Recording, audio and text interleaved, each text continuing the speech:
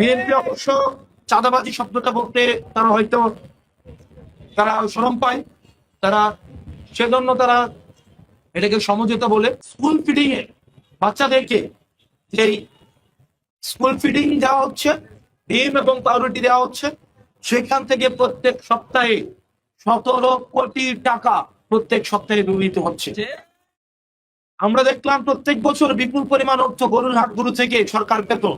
আমরা দেখলাম ইজারা ছাড়া, টেন্ডার প্রক্রিয়া ছাড়া, যথাযথ নিয়ম না মেনে এগুলো হচ্ছে বিএনপির আমরা এবং মামুনা কোটায় বিএনপির যারা নেতৃবৃন্দ আছে তাদেরকে ভাগ করে দেওয়া হয়েছে।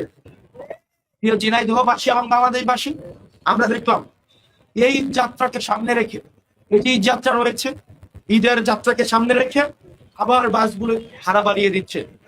1000 টাকা 1700 টাকা নিচ্ছে, 1700 টাকা 2200 টাকা নিচ্ছে, এবং সেটি হচ্ছে সমঝোতার ভিত্তিতে।